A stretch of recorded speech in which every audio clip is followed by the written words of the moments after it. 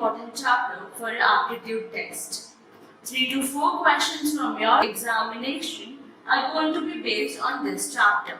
The questions from this chapter are not directly based on formulas.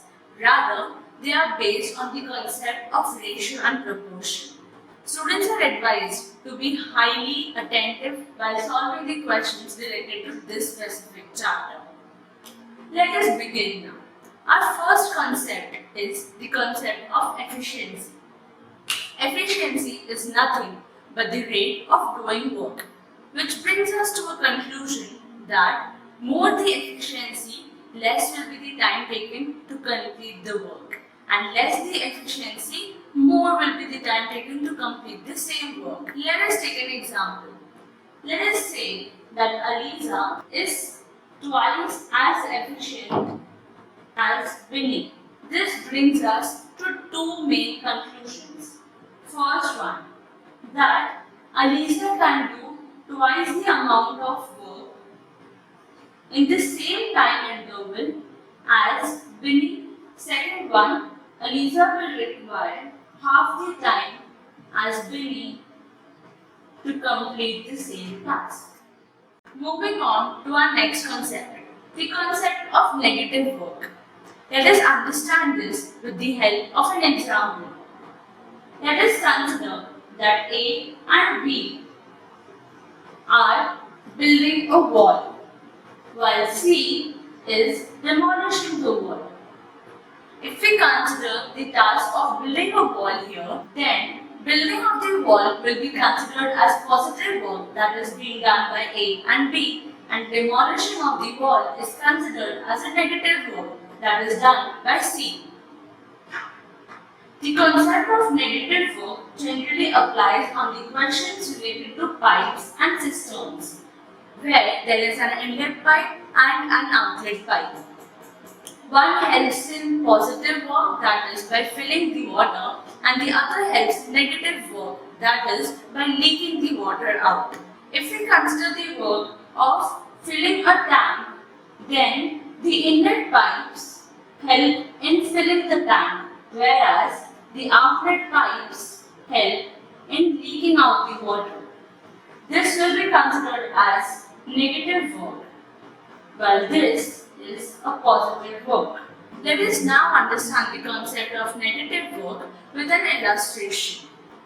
Let us say that A can build a wall in 15 days, while B can build the same wall in 10 days, but C can demolish the same wall in 12 days. Now, we need to find here that how many days will be required to complete the construction of the wall. Let us begin. If A can complete building the wall in 15 days, so work done by A in 1 day will be 1 by 15. Similarly, work done by B in 1 day will be 1 by 10. Also, work done by C in 1 day will be 1 by 12. But here we need to keep in mind that the work done by C is a negative work related to our task. Hence, we put a negative sign here.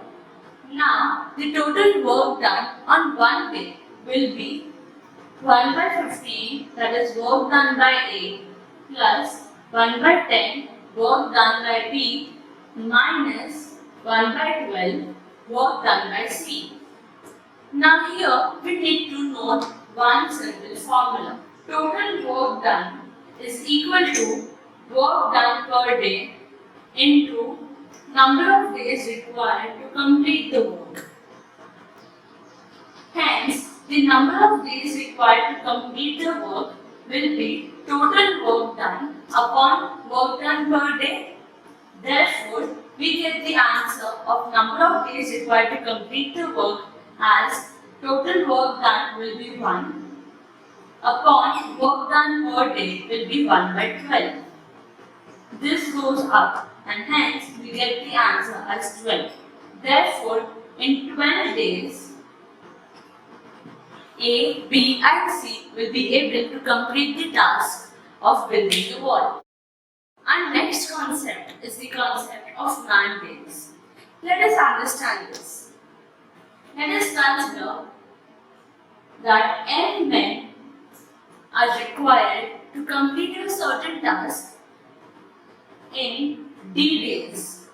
Then m into d is the total number of man days required to complete the same work. Easy, right?